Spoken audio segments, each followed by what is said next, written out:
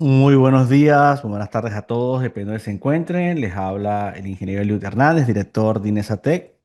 Si pueden, por favor, confirmarme que me escuchan y que también pueden ver mi pantalla. Vamos a chequear por acá.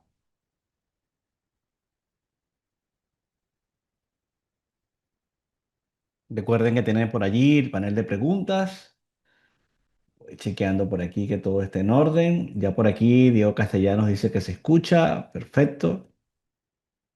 Excelente. Vamos a ver qué más. Sí, es importante que confirmen para, digamos, evitar inconvenientes y entonces de esa forma poder concentrarnos en la presentación correctamente, ¿no? Por aquí Eduardo Arroyo también nos saluda desde México. Sí, interesante. Bueno, muchas gracias, ingeniero, por conectarse y por compartir con nosotros. Y bueno, activo yo la cámara web por acá un poco para saludarles.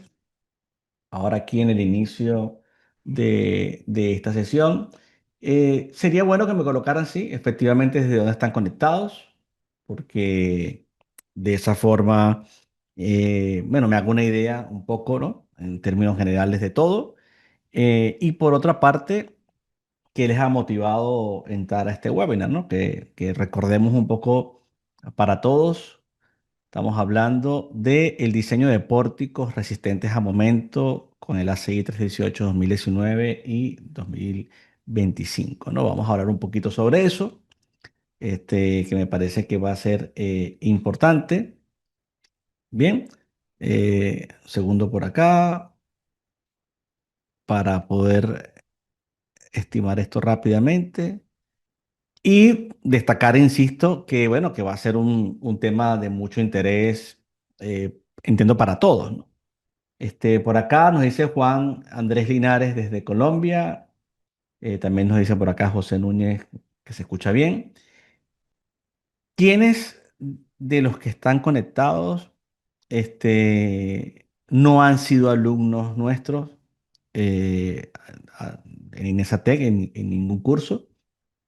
Sería interesante saberlo también porque siempre entran muchos alumnos a estos webinars, entonces a veces comentamos cosas, ¿no? Que vemos en clase, entonces para saber quiénes de ustedes no han tenido la oportunidad de recibir cursos por parte nuestra, y quienes quizá están viendo un webinar por primera vez. Eso también puede pasar, ¿no? Que haya personas que apenas estén de alguna forma conociéndonos a través de este webinar. Vamos a ver por aquí. Nos saluda Gilberto García desde República Dominicana. Sergio Murcia nos dice, yo no he sido alumno. Por acá, Waldir Reyes desde Perú, no he sido alumno aún. Muy bien. Perfecto. Excelente. Fíjense, yo quisiera comentar hoy varias cosas importantes porque estos son temas extensos, álgidos, y que creo que vale la pena hablar de ello desde el principio. Digo, para tener el alcance correcto, ¿no? Hoy voy a hablar de muchísimas cosas, ni se imaginan la cantidad de cosas, ¿no? Voy a mostrar un ejemplo, vamos a ir al programa, vamos a interpretar los resultados, va a ser genial. Pero que sepan que esto es un tema que evidentemente es muy importante para nosotros porque los pórticos a momento, eh, haciendo referencia en el caso del concreto armado en esta oportunidad, porque pudieran ser también pórticos en acero, los estudiamos con mucha profundidad porque evidentemente prácticamente todas nuestras edificaciones tienen pórticos, o por lo menos combinados con sistemas de muros. Y hay que saberlos diseñar. Y muchas edificaciones de mediana altura incluso no tienen ni siquiera muros. Entonces hay que saber diseñar las vigas, las columnas, los nudos, hacer el detallado, hacer muchas cosas. Entonces, solo para que tengan una idea, voy a entrar un momento, porque me lo van a preguntar seguramente a lo largo de todo este proceso. Fíjense, yo estoy entrando ahora, ya lo voy a mostrar. Les voy a mostrar en este momento dónde está ubicada esta información.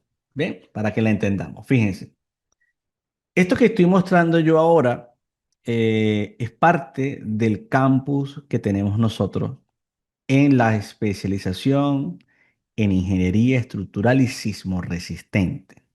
Bien,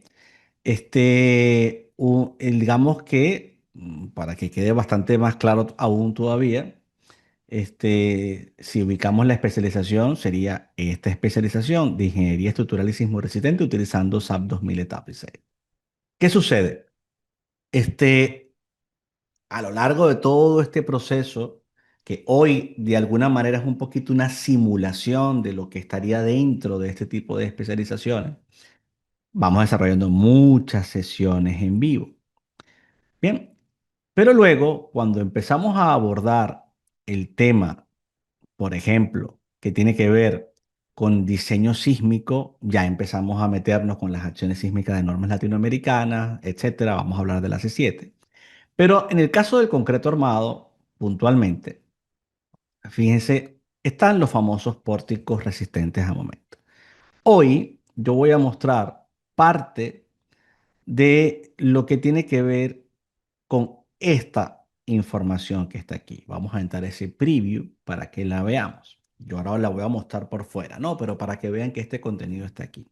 Entonces estamos hablando específicamente del diseño de pórticos resistentes a momento y de una serie de ejemplos que son los que traigo hoy como parte de la presentación. Cuando hablamos de esta presentación en particular, estamos hablando de una presentación de unas 93 páginas que resume todo el problema del diseño de los pórticos resistentes a momento con énfasis en la CI 318-2019 y la última actualización reciente del 2025.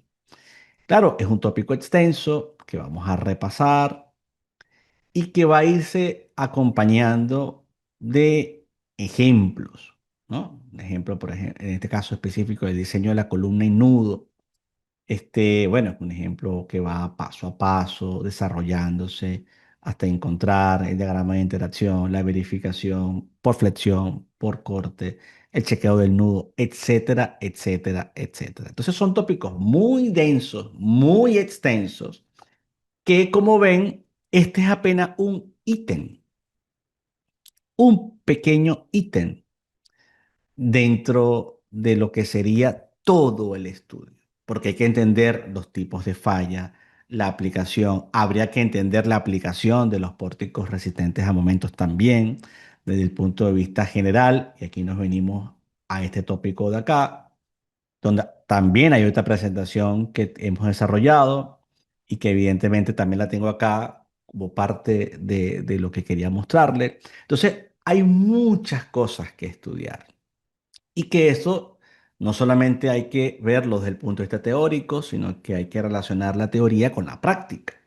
Hay que ver cómo esto se hace en la vida real, en un ejemplo paso a paso, en modelos de edificaciones donde están inmersos los pórticos resistentes a momentos, ya a nivel 3D, luego ver cómo se detallan estos elementos que da unas, de alguna manera, unos resultados, pero que también tenemos programas como CIPE que nos pueden detallar todo esto muy bien. Entonces, todo este gran tópico de hoy son apenas pequeños ítems dentro de todo el estudio que hay en esta especialización, que también abordaría el tema de muros estructurales y que también abordaría el tema de losas y el tema de los casos prácticos de los edificios, etcétera, etcétera, etcétera. Entonces, lo comento porque siempre surge la pregunta de, bueno, ¿dónde está este material? Bueno, esto es un material que forma parte, obviamente, de la empresa que tienen los alumnos a su disposición cuando han decidido hacer un curso con nosotros, pero que evidentemente también nosotros usamos como un material de referencia para nuestros proyectos y consultoría con las personas que solicitan servicios de parte nuestra. Bien, entonces yo intentaré sintetizar la información hoy, porque más allá de que luego alguien se anime a inscribirse con nosotros o vea como algo interesante empezar a tener alguna relación comercial con nosotros, voy a dejar una información importante a nivel conceptual que creo que les va a servir, ¿no?, en términos generales. Bien, ¿Está claro? ¿Hay alguna duda hasta ahora en lo que he venido hablando? ¿Se entiende el alcance de lo que vamos a hacer? Esta parte teórico-práctica que vamos a manejar, lo entendemos, lo tenemos claro. Y precisamente por eso es que este tipo de especializaciones, este tipo de másteres, eh, son complejos, son densos, porque hay mucho contenido que estudiar relacionado con la parte práctica. Bien, entonces, bueno, si hubiese alguna pregunta, me lo van indicando por allí y yo con mucho gusto lo voy atendiendo. Bien, por razones prácticas, voy a quitar la cámara y así me concentro directamente en la presentación. Y esto me permitirá entonces, de alguna manera, ir a la presentación, digamos que ya les venía mostrando. Bien, así que vamos a ir a esa presentación. Déjenme colocarla acá un segundo para compartirla por aquí.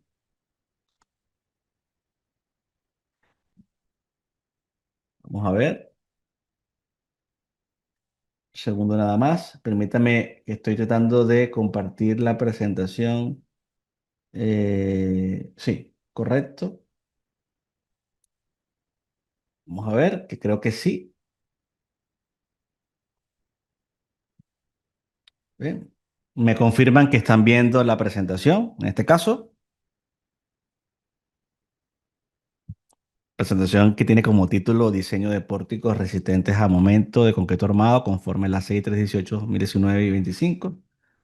Vamos a ver si me confirman todos. Sí, se está viendo, perfecto.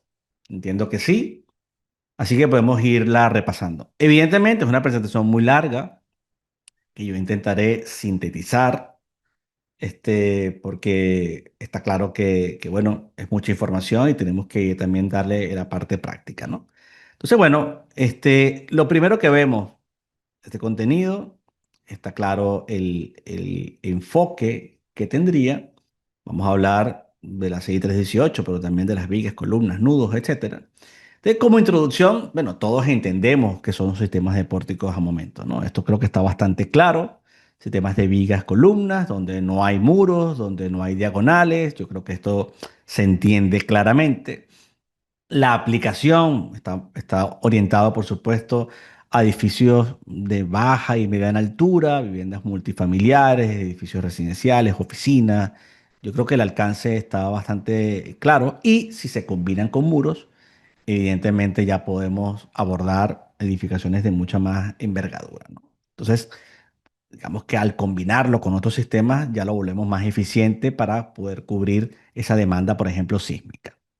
Entonces, a nivel de la respuesta esperada, estamos claros también que pueden desarrollar los pórticos una buena capacidad. Bien, pueden desarrollar una buena capacidad de respuesta inelástica. Son sistemas que pueden desarrollar una buena ductilidad y tenemos que concentrarnos mucho en eso para que exista una buena disipación de energía. Bien, y tenemos que estudiar muy bien lo que son las zonas plásticas, que ya vamos viendo aquí en el sistema de pórtico, cómo se van formando rótulas plásticas en las vigas y en las bases de columna. El sistema debe incursionar en el rango elástico y yo debo diseñar conforme a ese criterio. Por eso van a plastificar las vigas y debo prepararlas para que esa falla sea dúctil, no sea una falla frágil. Entonces tenemos que controlar esas deformaciones. Este sería, por ejemplo, una respuesta típica de un sistema de pórtico donde la demanda está caracterizada en este punto. Y yo intencionalmente hago que la estructura incursione en el rango elástico y la demanda cruza la capacidad dentro de ese rango. Entonces, para garantizar esta respuesta inelástica adecuada, los pórticos deben tener, digamos, una serie de criterios. Jerarquía de resistencia, priorizando la formación de rótulas plásticas en las vigas, lo cual conlleva un criterio con una fuerte viga débil, un adecuado confinamiento y una adecuada continuidad estructural. No podemos perder esa continuidad estructural porque esa junta viga-columna es clave. Bien, a nivel de clasificación y consideraciones de diseño, todos entendemos que hay pórticos ordinarios, hay pórticos intermedios y pórticos especiales. Los especiales, estos que están aquí, son los que más nos interesan porque son los que tienen diseño para alta sismicidad. Bien, nosotros vamos a hacer un diseño para una alta sismicidad, que es el famoso nivel de diseño 3. ¿No? Luego, los demás sistemas aplican para sistemas, digamos, de menores exigencias sísmicas, ¿no? Entonces, ¿qué pasa? Vamos a necesitar, como lo dice aquí, un nivel de utilidad o de utilidad alto en el sistema especial. Y se diseña o está diseñado para disipar gran cantidad de energía mediante formación de rótulas plásticas bien controladas, que es lo que ya he venido haciendo énfasis. Si entramos a una tabla comparativa un poco de, mira, ¿qué pasa con el sistema ordinario? ¿Qué pasa con el sistema intermedio y especial? Vamos viendo cómo para los requisitos generales, obviamente el especial tiene mucho más requisitos dentro del capítulo 18. Esa jerarquía resistente, columna fuerte, viga débil, es obligatoria para el sistema especial. La verificación de nudos es mucho más exigente. El refuerzo transversal de vigas y columnas es muy reforzado y confinado. Y la formación de rótulas plásticas está planificada, intencionalmente creada en vigas y limitada en columnas. Se puede permitir en columnas, pero no es lo principal. Según el enfoque de la serie 318, bien, tanto en su versión 19 como versión 25, vamos a tener los capítulos de vigas, columnas y nudos, pero vamos a tener un capítulo 18 que va a regir esas estructuras sismoresistentes, pero que se va a derivar también a otros capítulos. Bien, porque bueno, es parte del articulado general que tiene la norma. ¿Qué pasa con este capítulo 18? Establece los criterios de diseño detallado y verificación estructural que necesitamos o que son necesarios para que las estructuras de concreto armado ubicadas en zona de riesgo sísmico moderado a alto tengan alta capacidad de resistir movimiento sísmico, disipar energía, garantizar los modos de falla que sean predecibles y dúctiles, conservar la integridad y asegurar el desempeño adecuado del sistema. Algo muy clave, importantísimo. Bien, en ese sentido, si nosotros vamos al capítulo 18, vamos a encontrarnos varios ítems, por supuesto, pero en especial el 18.6 que habla de las vigas, 18.7 que habla de las columnas y 18.8 que habla de los nudos. Y aquí vemos en la tabla, digamos, en el 18.2, las secciones del capítulo 18 que deben cumplirse en aplicaciones típicas. Y estamos hablando de esta categoría de diseño que está muy relacionada a la C7 y vemos en especial la categoría de E y F, que es la más exigente. Entonces vamos viendo, por ejemplo, cómo los miembros de pórticos tienen que cumplir del 18.6 al 18.9. Bien, entonces son referencias que son aspectos importantes. Luego, uno dice, bueno, dentro de esa aplicación del capítulo 18, para estos pórticos resistentes a momento, ¿verdad? ¿Cuáles son los aspectos relevantes? Dimensiones mínimas de vigas y columnas, cuantías mínima y máxima de refuerzo, controlar muy bien las longitudes de desarrollo, empalmes, solapes, requisitos de confinamiento, requisitos de diseño a flexión y corte, que es lo que veremos en la hoja de cálculo. Criterio columna fuerte, viga débil, importantísimo, verificación explícita de los nudos y requisitos de detallado.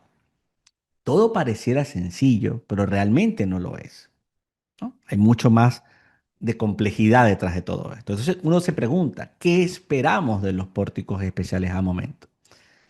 Ya lo venimos diciendo, que se formen roturas plásticas en las vigas, bien, que las columnas permanezcan básicamente en el rango elástico, que el sistema debe ser capaz de soportar grandes deformaciones laterales inelásticas sin colapso, distribución de esfuerzos y disipación de energía, resistencia ante carga cíclica. ¿Y qué debemos hacer para lograr ese buen desempeño sísmico? Bueno, un diseño por capacidad donde se propicien mecanismos dúctiles y se limiten los frágiles, y entre los frágiles está problemas de adherencia, problemas de longitud de desarrollo, problemas de cortante, problemas de confinamiento, etcétera. Controlar las cuantías de acero de refuerzo en vigas y columnas, garantizar las zonas plásticas bien detalladas, criterio con una fuerte viga débil y los nudos. Fíjense que hemos ido repitiendo esto porque siempre hay que tenerlo claro. Entonces, ¿qué es lo que esperamos ante un sistema de respuesta inelástica? Que se vayan formando las rótulas plásticas en diferentes puntos de las vigas. Eso conlleve a una curva de capacidad, ¿verdad? Producto de toda esa formación de rótulas plásticas y lo que dará pie a la ductilidad del sistema y que el R que yo haya elegido sea factible. Bien, punto importante. También a nivel de los materiales, hay requisitos mínimos de la resistencia del concreto y también unas condiciones para el acero de refuerzo, evidentemente, ¿no? Porque hay que cuidar muy bien también los materiales que van a formar parte de estos sistemas de pórtico. También están los factores de reducción de resistencia que vamos a tener que considerar para el diseño. Y aquí entramos específicamente a las vigas de pórticos especiales a momento. Cuando vamos revisando la norma de manera sistemática, nosotros nos vamos a ir encontrando de alguna manera con todos estos ítems. De hecho, aquí la referencia está hasta agregada, ¿no? Porque este es el 1862. Bien, primero hay límites dimensionales. Una viga se considera viga si su longitud es mayor a 4 veces su altura, la altura útil de la sección. Si es menor, es una viga de acople, una viga de Intel, no es una viga de pórtico especial a momento. Y se tendría que diseñar esa viga de Intel con su acero diagonal, seguramente, apropiándose, digamos, o aplicando lo que realmente exige la norma. Por otro lado, hay una serie de dimensiones de la sección transversal, disposiciones específicas de la proyección del ancho de la viga respecto al ancho de la columna. Estas son cosas intuitivas, además muy fáciles de leer en la norma, pero que cuando uno las tiene organizadas, las puede aplicar muy bien. Hay un punto que quiero dejar aquí importantísimo, que tiene que ver con la profundidad del eje neutro. Ustedes entienden que cuando yo analizo una viga de concreto, siempre hacíamos una igualdad de que la tracción fuese igual que la compresión. Si aquí la tracción es área de acero por FY y la compresión la representa, ejemplo, ¿no? El concreto. Pensemos en esto, ¿no? 0,85 F'C A por B, siendo A beta 1C. También podría sumarle el acero prima por el FY si hubiese acero en compresión. Es clave y hay que entender muy bien que el incremento del área de acero va a generar un incremento de la profundidad del eje neutro. Y ese incremento del área de acero va a conducir a una sección sobre reforzada que no le permitirá a la sección ser dúctil. Ese es parte del problema. No cualquier sección es adecuada. Es adecuada una sección cuya profundidad del eje neutro sea menor a 0,375 veces su altura útil, porque eso propicia un comportamiento de sección subreforzada. Y cuanto menos sea la profundidad del eje neutro, implica que menos concreto se va a agotar. Por lo tanto, la sección aumentará su curvatura última, disminuirá su curvatura cedente y por consiguiente será más dúctil.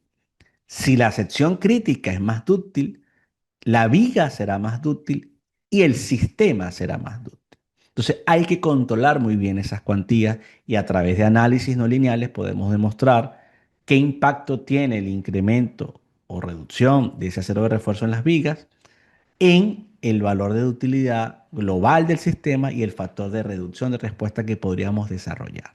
Entonces, estas cosas que están aquí no son inventos, son producto de la necesidad del sistema. Obviamente, si uno procede a establecer el diseño, llegas a la fórmula clásica, ¿no? Donde el valor de momento entre phi fy de menos a medio te da el acero y que tiene que ser mayor que el acero mínimo. Bien, estamos claros, ¿no? Eso es un proceso que todo el mundo entiende, ¿no? También está el acero mínimo y las disposiciones también máximas que el acero va a tener. La cuantía máxima, que es una cuantía de 0.025, realmente está muy, muy lejos de lo que nosotros deberíamos utilizar.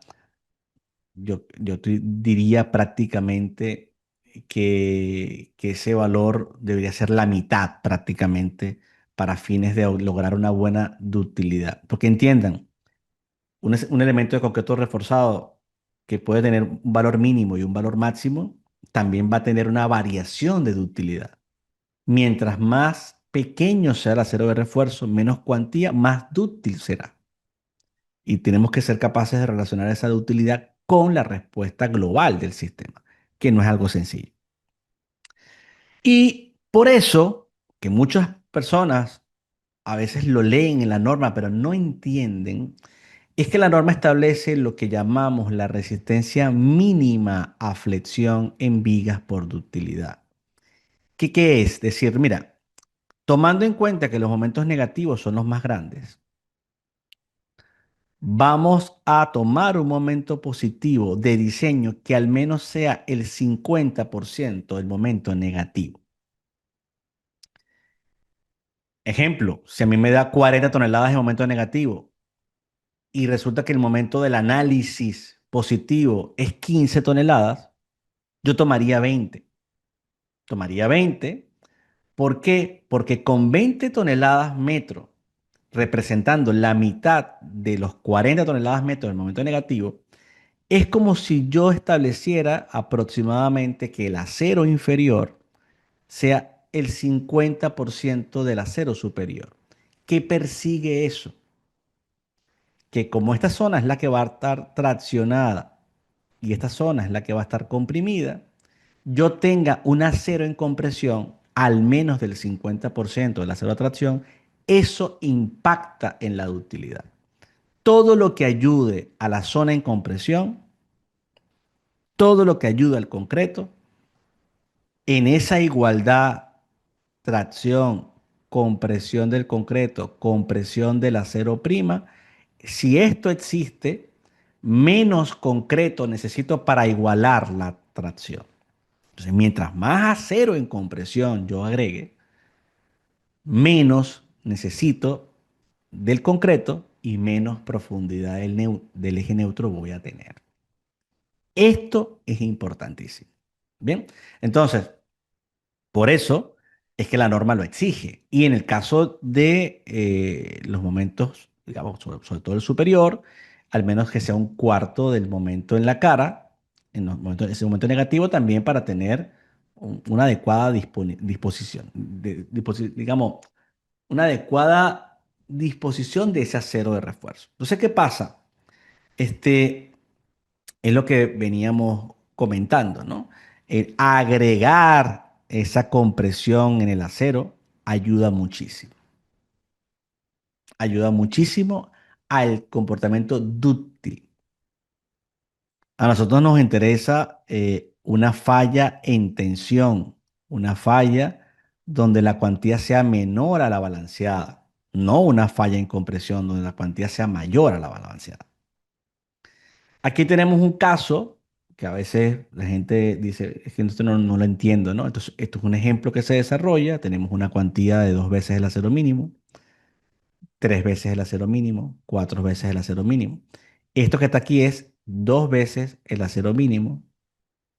Este es 3 veces el acero mínimo y este es 4 veces el acero mínimo.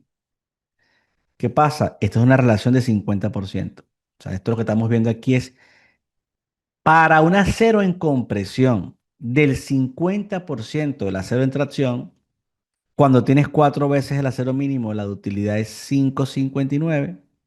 Cuando tienes 3 veces el acero mínimo es 7,44. Y cuando tienes Dos veces el acero mínimo de la ductilidad es 9,29. Y para que tengan una idea, la ductilidad del sistema es aproximadamente un 40% de la ductilidad de esa sección. O sea, si fuese 10, yo podría estar esperando una ductilidad de 4 del sistema. Entonces, la norma también hace mucho énfasis en las zonas protegidas, en cuidar estos 2H, en que evidentemente la separación allí sea muy pequeña. O sea, esas disposiciones hay que cuidarlas mucho. Ya estaríamos hablando, como siempre, de ese 1863. Si estamos hablando de vigas más altas, ya haciendo referencia al capítulo 9, necesitamos colocar acero distribuido en ambas caras laterales. Estas son otras disposiciones que también son relevantes. Y llegamos a un punto importante que tiene que ver con la resistencia acortante. Resistencia que está en este ítem 1865. Como el corte es la falla frágil predominante, característica del concreto, y obviamente no va a ser una excepción en el caso de las vigas, ¿qué es lo que suponemos? Que se van a formar rótulas plásticas. Vamos a llegar a un momento probable en los extremos de las vigas.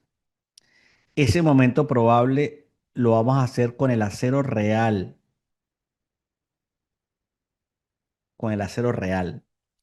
Vamos a sumar esos momentos, vamos a dividir entre la longitud LN y nos va a dar lo que llamamos esta parte, vamos a llamarla B sub P, corte por capacidad, que luego se va a sumar a esta parte que es el corte gravitacional. Por lo tanto, el B sub E será B sub P más menos el cortante gravitacional. Vamos a diseñar acortante para la máxima capacidad a flexión de la viga y le vamos a sumar el corte gravitacional. O sea, es lo peor que puede estar ocurriendo, que se formen las rótulas plásticas, esos momentos probables estén actuando, sumemos, dividimos entre L, ya nos da un cortante, pero como también hay una carga distribuida que toma incluso el factor SDS que tiene que ver con el sismo vertical, eso generará un corte gravitacional. La suma es la demanda.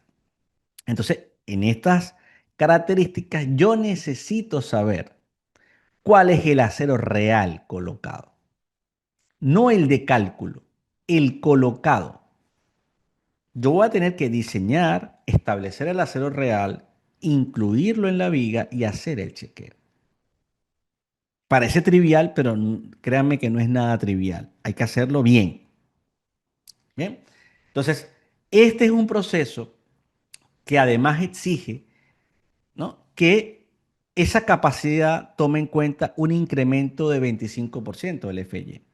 Entonces yo tengo que plantear un alfa de 1,25 porque tengo que utilizar un incremento del FY en un 25% y voy entonces a plantear un diseño, bien, que es el que vamos a ver luego si quieren en la hoja de cálculo, donde voy a tener un caso A, donde los momentos son, por ejemplo, van en sentido antihorario, o un caso B que van en sentido horario.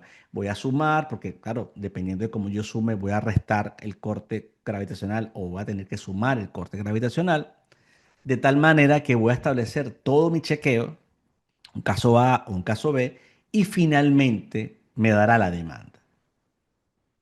¿Bien?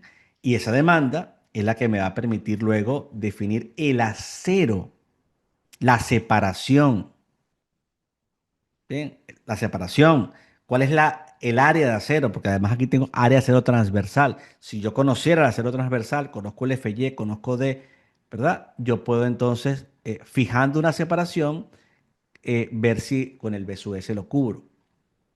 O de una vez establezco una especie de tasa para poder definir ese acero y cómo lo hace en este caso el ETABS. Entonces, luego, a nivel de los requisitos generales, va a ser importante que ese acero transversal, sobre todo en la zona de confinamiento, no sea mayor, la separación no exceda un cuarto de la altura útil, 15 centímetros. 6 veces el diámetro de la barra longitudinal para un acero grado 420, 5 veces el diámetro de la barra para un acero grado 550. Fíjense que la separación es menor para aceros de mayor resistencia. Y bueno, obviamente aquí hay muchísimas más referencias que estaríamos viendo, pero aquí ya empieza a notarse parte de cómo serían esos despieces, esos detallados. Bien. Y aquí vemos ya también un poquito de disposición de cómo estaríamos esperando que fuese el detallado de estas vigas. Bien, aquí tenemos un ejemplo específico de CIPE. Vemos también algunas imágenes reales del armado de vigas especiales a momento. Y luego veríamos las columnas. Entonces, ahora es un buen momento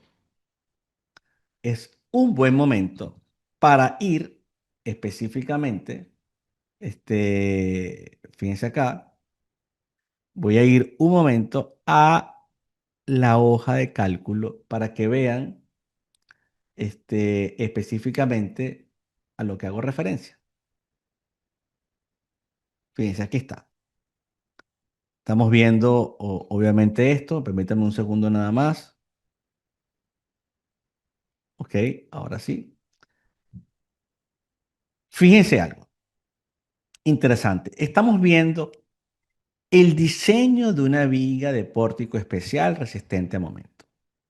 Vamos siguiendo el ACI 318-2019 y ya van a ver también, bueno, realmente el 2025 prácticamente no incorporó para el caso de la viga prácticamente nada. Es lo mismo, ¿no? Los cambios están más en el caso de los nudos.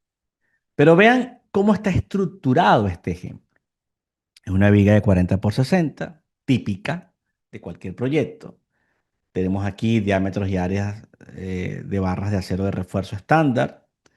Y yo establezco mis materiales, 280 del concreto, 4200 del acero, lo estándar, ¿no? Factores sobre resistencia, bueno, los factores de minoración, nada del otro mundo. Este es el pórtico o es el tamaño de la viga, una viga de 6 metros, y yo voy haciendo mis chequeos, longitud, revisiones de límites dimensionales, voy chequeando todo lo que ya había mostrado, obviamente, ¿no? Vengo por aquí y digo, bueno, lo primero que me voy a encontrar son los requisitos de acero longitudinal por ductilidad. Ya esto lo entendemos, ¿no? Es necesario que se diseñe un momento positivo al menos para el 50% del momento negativo. Bien, entonces resulta que voy a extraer de mi pórtico los valores de diseño y voy a ver si coincide o no. Entonces, fíjense, voy a ir un momento acá al programa y vean, yo tengo aquí un modelo de tabs bastante sencillo, con la misma viga, la misma, o sea, es decir, está relacionado a la hoja de cálculo con este ejemplo.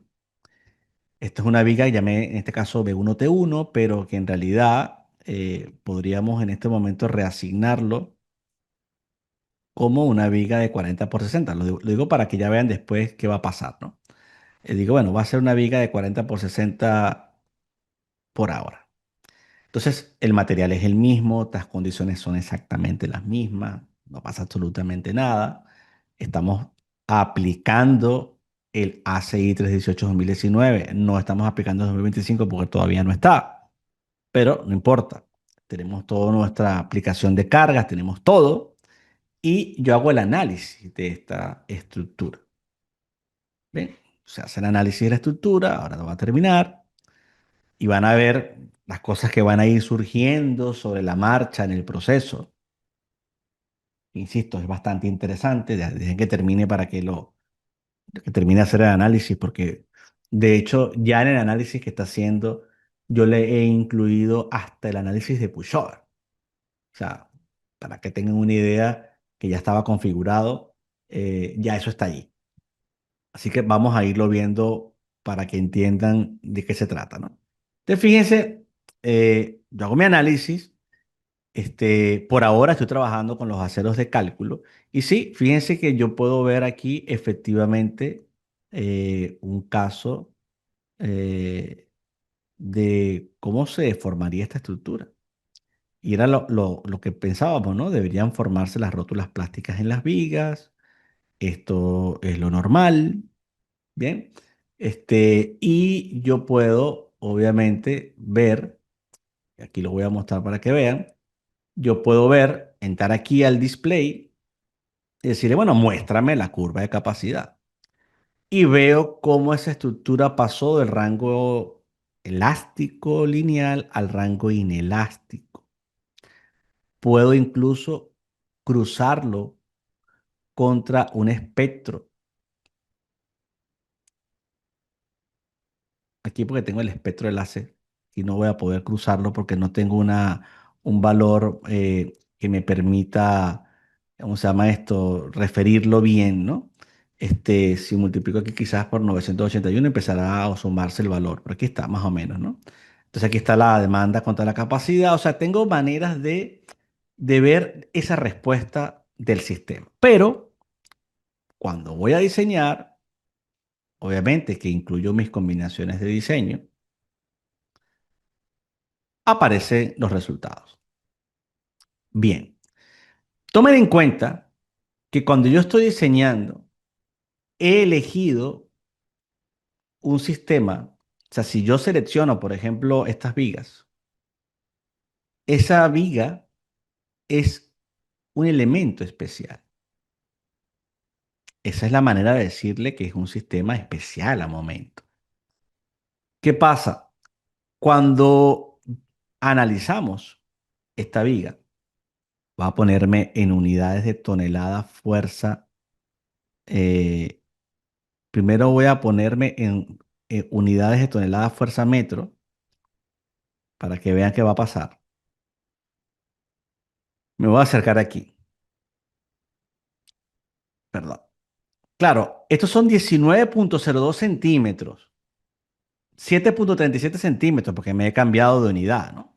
Pero cuando yo entro aquí a la viga, fíjense que él se ubica, vamos a ubicarnos aquí, voy a tratar de ubicarme donde aparece este 19,02 a nivel de flexión.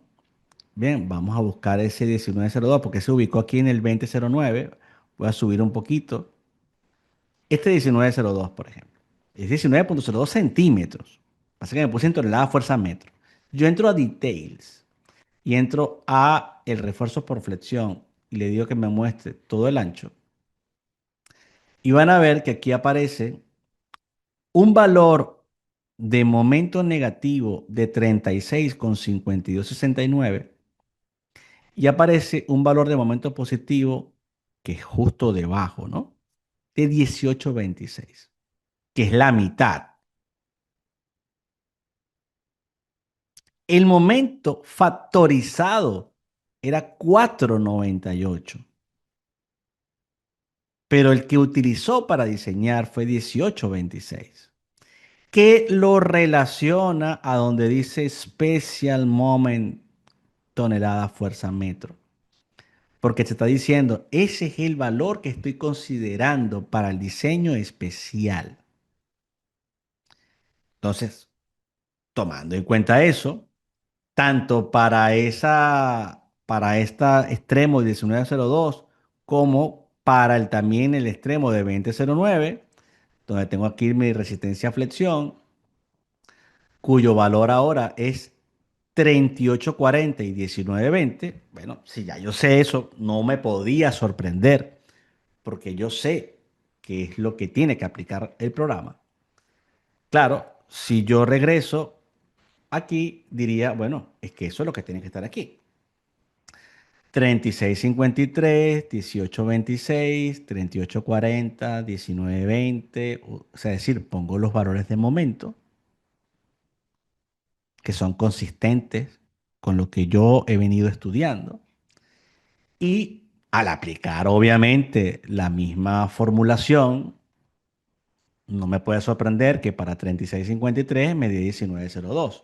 No me puede sorprender de que para 18,26 me dé 9,12, que son los mismos valores que yo tengo aquí, porque ahora si me pongo en centímetros,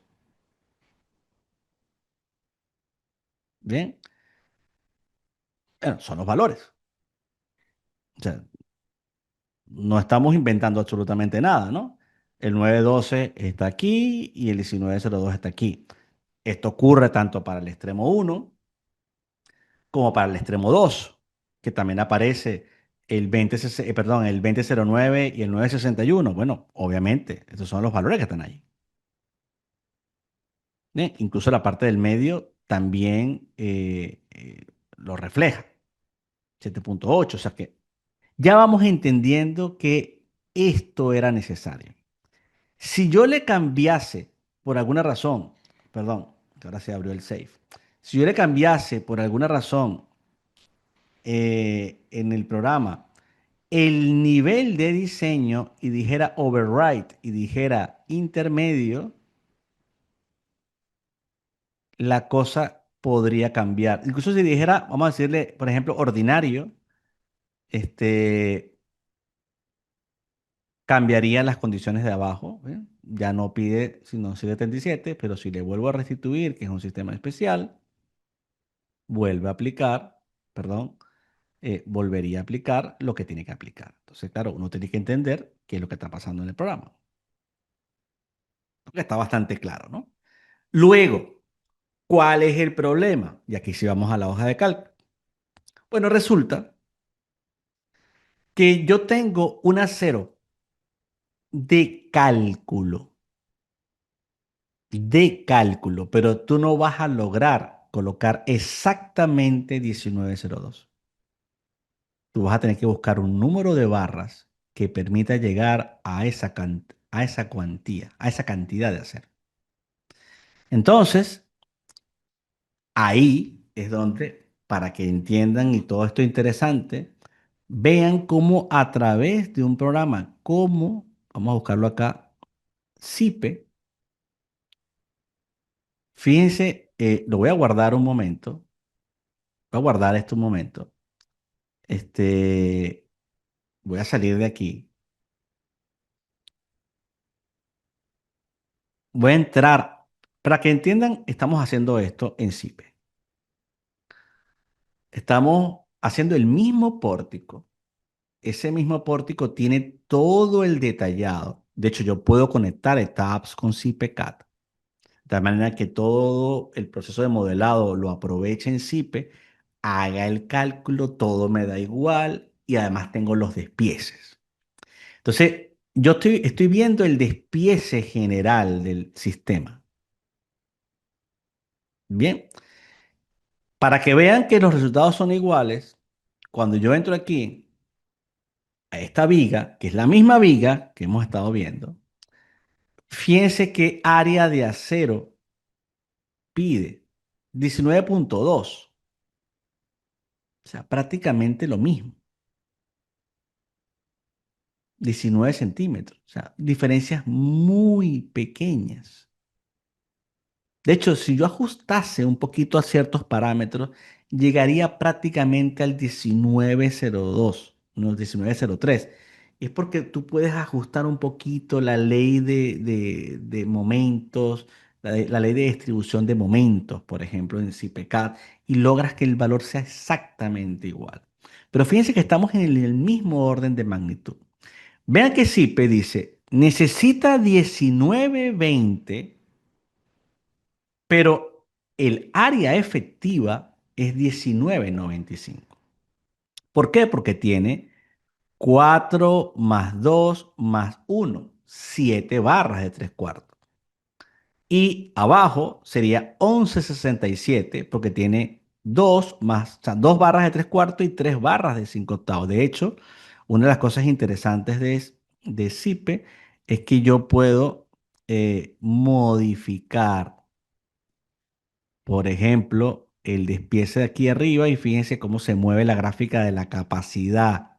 O sea, puedo encontrar cuál es la longitud de la barra que cubre esa demanda. Además de que, así como hemos visto el chequeo a flexión en el caso de ETAPS, también podría haber aquí el chequeo que me da todo CIPE, basándonos en el 2019.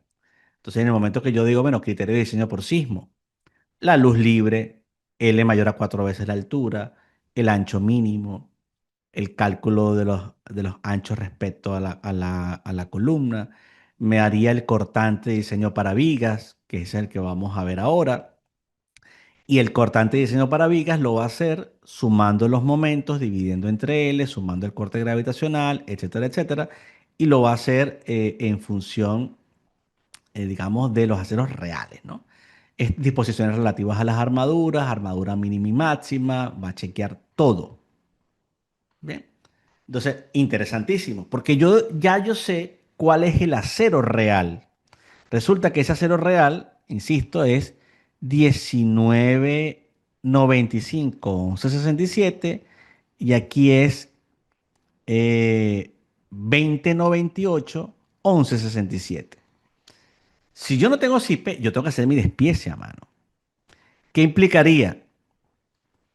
Vuelvo acá y digo, bueno, estos son mis aceros. 1995, 1164, 2098, 1164. Vengo para acá. Al final es esto. Este es el acero máximo.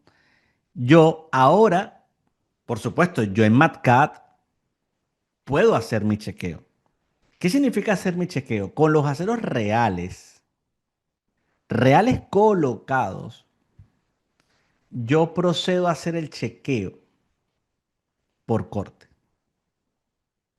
Lo haría en el caso A, lo haría en el caso B, lo haría, ¿verdad?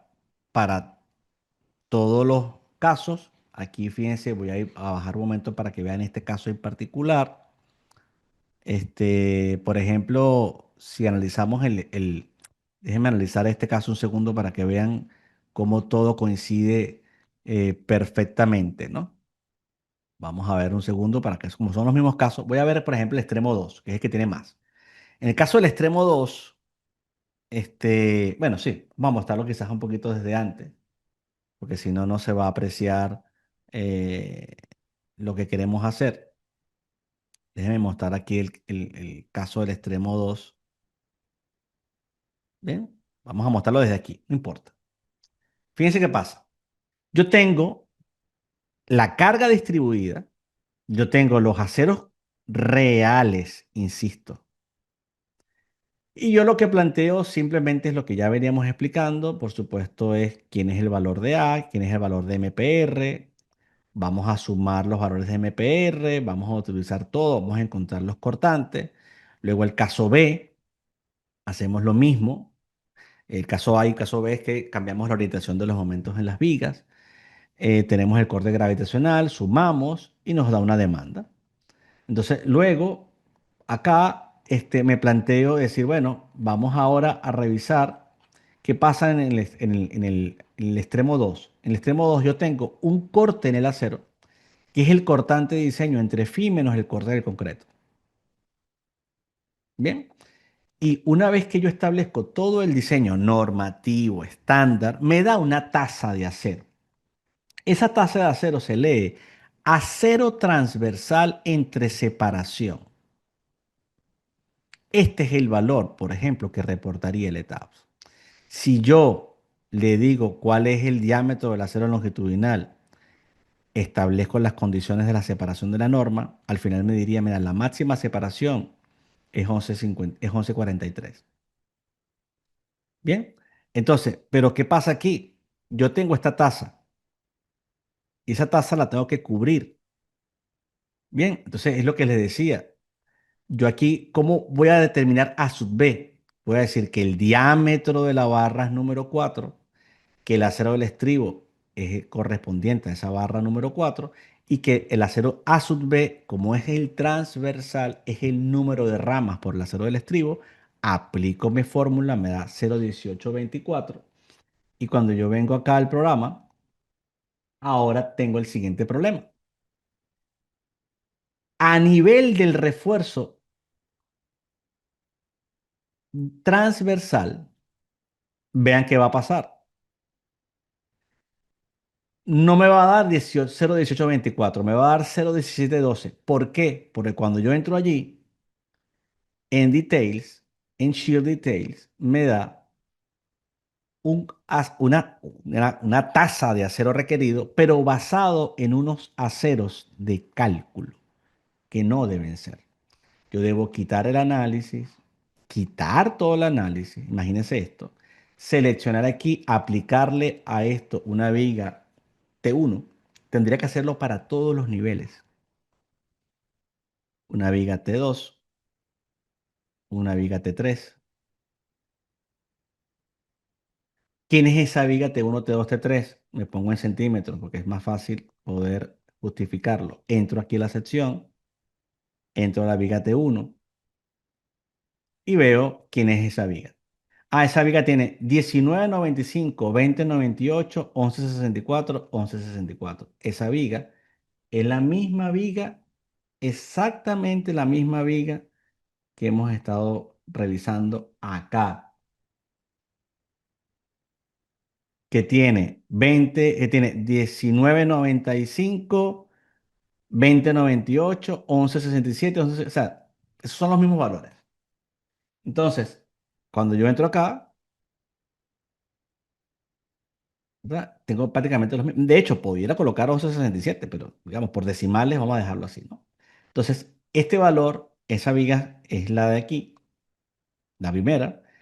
Obviamente la T3 se invierten los aceros, porque es simétrico. Entonces es 20,98, 19,95. Y la viga T2 es la del medio, tiene siempre 20,98 y 11,64. Cuando yo le impongo los verdaderos aceros a esta viga, el programa tomará en cuenta esos aceros, los tomará y me dará el acero por corte conforme a esa condición.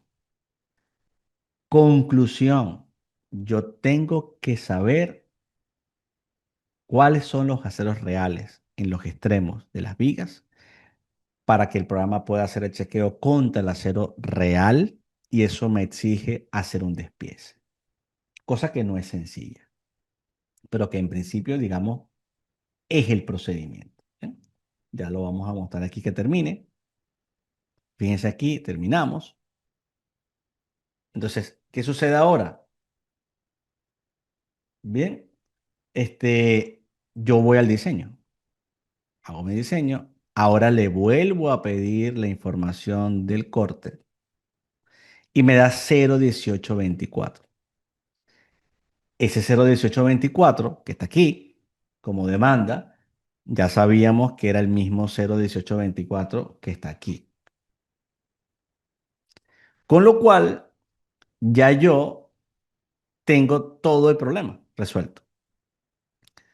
Pero, y aquí tengo una especie de despiece. Pero, además, yo podría analizar cuán útil es esta sección. Resulta que yo puedo hacer un estudio de la cedencia del agotamiento con los aceros reales, S20, 98 y 11,64, y estudiaría a través de todo el conocimiento que se tiene que tener del concreto armado, ¿verdad? Del comportamiento del concreto armado, estudiaría la curvatura cedente, estudiaría la curvatura última y me daría que la ductilidad es 7,65. Vean qué pasa si yo agarrara y colocara mucho más acero. Si yo dijera, no, no, a su S no lo vamos a considerar así. Vamos a decir imagínense, 35.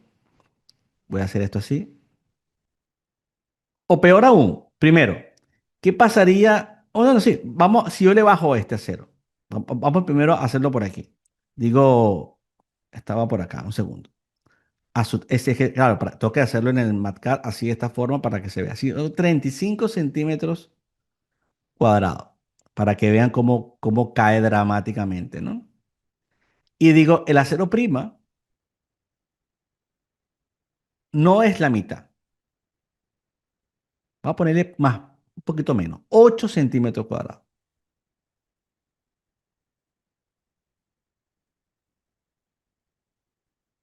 ¿Bien? Fíjense, subí el acero a ponerle 32. Subí el acero y bajé el acero a compresión. ¿Qué tendría que pasar a nivel de la ductilidad? ¿Bien? ¿Qué tendría que pasar a nivel de la ductilidad del sistema? Vamos a bajar hasta esa ductilidad del sistema. Bien, vamos a bajar, estoy aprovechando de bajar lo más rápido posible. Fíjense cómo esa ductilidad cae a 4,13, mucho menos. Si yo me regreso, elimino esto, ¿verdad? Borramos todo esto y recordamos lo que teníamos o sea, digamos, anteriormente en esa ductilidad que teníamos allí preparada. Resulta que la ductilidad daba 7,65. Entonces, incrementar el acero a tracción y a su vez disminuir el acero en compresión es crítico, totalmente crítico. Entonces, ya hemos aprendido una parte importante. Yo puedo pasar de TAPS a SIPE a través del BIM Server Center. Eso es un proceso que ya hemos explicado. Bien. La gran ventaja aquí es que además, al yo tenerlo en SIPE, no solamente yo tendría esto, sino que yo puedo agarrar y decir, bueno, es que yo puedo exportar, yo puedo hasta cambiar esto. O sea, puedo decir el acero transversal. Es que yo quiero que sea cada ejemplo 10 o lo puedo hacer en 9, no importa. Pero si esto quisiera cambiar a 18, cambio 18. Bien, o sea, yo puedo hacer lo que yo quiera aquí. Esto lo quiero cambiar a 10, está perfecto, etcétera. Si yo quiero hacer esto, digo, bueno, no, ahora expórtalo y digo, bueno, quiero mandar esto viga tipo detallado. ¿Eh? Entonces ya yo vería luego esa viga, voy al escritorio, y buscaría mi viga tipo detallado, con lo cual ya yo vería la viga aquí de Zipe perfectamente detallada. Además tengo los layers.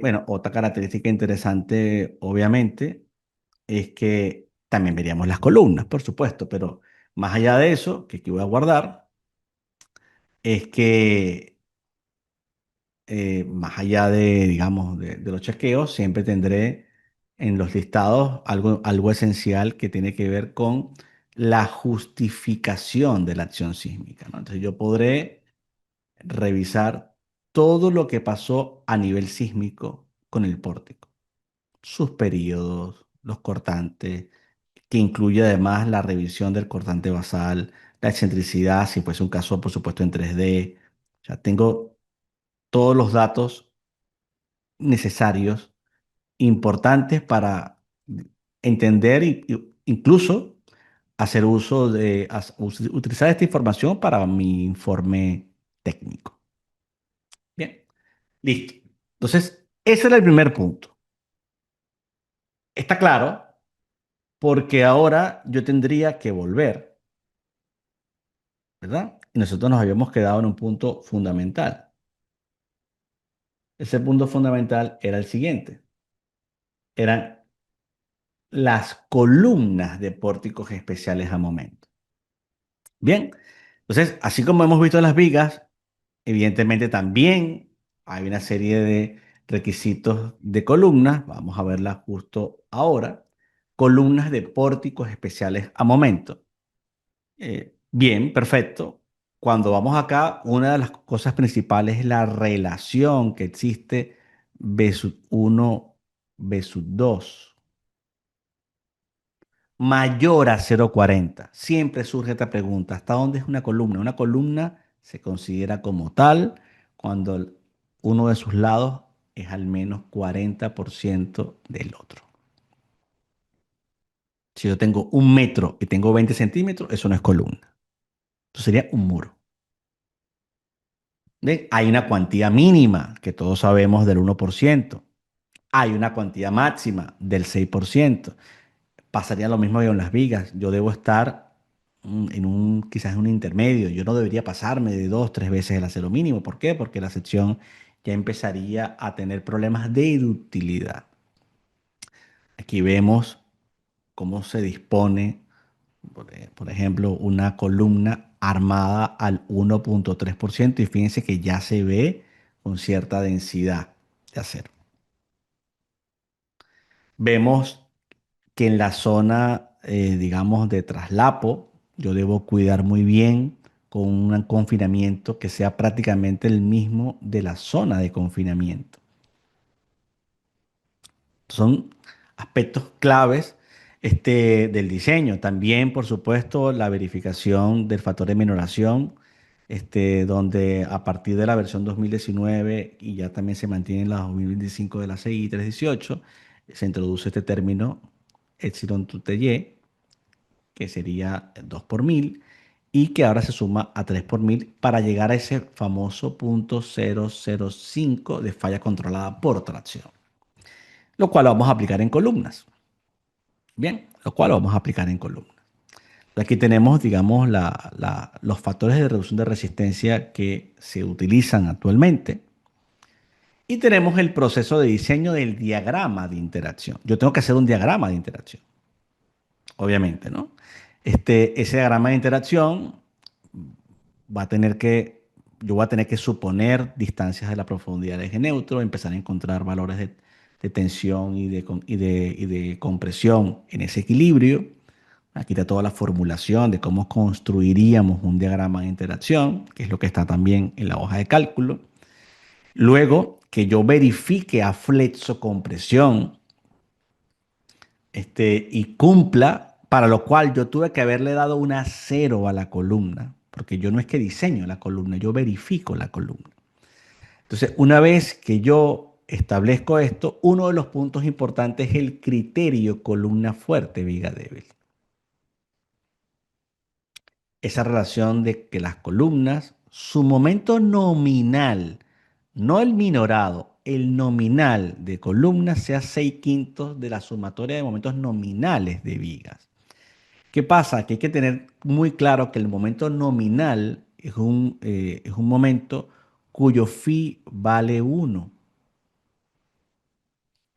Es muy importante tomar en cuenta eso. Estamos hablando de momentos nominales. La resistencia mínima a flexión también impone calcular esa resistencia de la viga. Bien, entonces yo debo hacer un chequeo de este criterio columna fuerte, viga débil. También, por supuesto, tengo que hacer un chequeo a corte de la columna. Solo que hay dos mecanismos. Uno, el de desarrollo de rótulas plásticas a flexión en columnas, que es el que se daría cuando la viga es más resistente que la columna. Por eso es que típicamente se da el mecanismo 2, porque es el mecanismo donde primero fallan las vigas y después las columnas. Entonces, ¿qué pasa en este mecanismo 2? Que lo que hacemos es suponer que a las columnas se transfieren los momentos probables de las vigas. Si yo transfiero los momentos de las vigas y asumo que en la mitad de la altura de cada piso hay el punto de inflexión cuyo valor de momento es cero, si yo tomara momento aquí, por ejemplo, entraría el cortante por esta distancia, el cortante por esta distancia y los momentos, porque como el momento en el punto de inflexión es cero, entonces yo puedo rápidamente estimar qué valor de cortante se formaría para cuando la sumatoria de momentos de las vigas se transfieren a la columna. Piensen, lo que estamos buscando es cuál es el cortante que se tiene que formar en la columna para cuando las vigas están en rótula plástica. Entonces, si tú transfieres todos los momentos de las vigas al nodo y esto lo divides entre la altura efectiva entre puntos de inflexión, te daría un nivel de cortante. Ese nivel de cortante pasa a ser tu nivel de diseño, porque prácticamente no hay cortante gravitacional. Entonces, aquí vendría el diseño de la columna, partiendo de la demanda impuesta por las vigas. Ojo, bien. Luego que se hace todo ese diseño y que se hace la disposición, digamos, requerida de la norma, donde hay que establecer una cantidad de estribos por cada rama, es decir, aquí hay que cumplir una serie de disposiciones. Una de ellas es que esta distancia no supere 35 centímetros, por ejemplo. Y lo ideal es que esta distancia no supere 15 centímetros. Bien, entonces si yo voy respetando estas cosas, voy haciendo un armado que se va a parecer al armado que yo les mostré al principio, que es un armado como este de aquí. Ya lo vamos a ver, que lo habíamos dejado atrás como este. Estas distancias, fíjense, 13 centímetros, 11 centímetros, y además estas distancias no miden más de 35 centímetros. Entonces, estas son las disposiciones. Para que esto sea así, una buena manera, pudiéramos decir, es agarrar la longitud libre siempre y al menos dividirlo por lo menos en-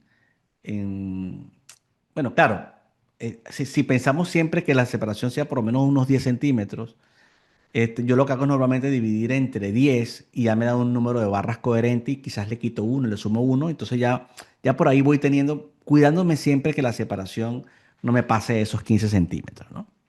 Entonces, bueno, el cortante se diseña, como venía diciendo, para la capacidad que transfieren las vigas. Y luego que ya tengo mi cortante, tengo mi acero de confinamiento que debo cumplir. Este, lo impongo, por supuesto, a la columna. La norma es muy directa, muy clara de las disposiciones que deben hacerse en el caso de las columnas. Y debo cumplir unos requisitos de confinamiento, insisto. Bien. Entonces, esos requisitos de confinamiento los debo imponer porque una cosa es la demanda por corte y otra cosa es lo mínimo que requiere la columna de confinamiento. Lo mínimo. Una vez que hacemos el diseño, se establece el despiece coherente de esta columna, donde la norma, bueno, ya me dice qué hacer en la zona extrema, en la parte central, en todos lados. Aquí vemos algunas imágenes reales del armado de esas columnas de pórticos especiales a momento. Y caeríamos también en el nudo.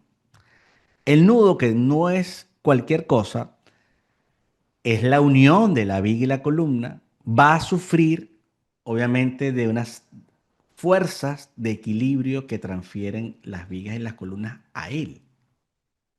Bien, estamos claros que se va a dar algo como esto. Yo tengo un momento y un cortante de la viga izquierda, un momento y un cortante de la viga de derecha. Tengo una carga axial de la columna superior, una carga axial de la columna inferior, un momento de la columna superior, un momento de la columna inferior y unos cortantes. Todo eso produce una demanda. ¿Cuál va a ser la demanda en el nudo? El valor de tracción y de compresión que está en el mismo plano, menos el cortante que se opone. Por eso es que siempre, cuando vemos el chequeo, en este caso de los nodos, la demanda que llamamos P sub J no es más que la compresión más la tracción menos el cortante. Es C2 más T1 menos el cortante. O C1 más T2 menos el cortante. Entonces, si yo sé quién es T, T es 1,25 el área de acero por FY.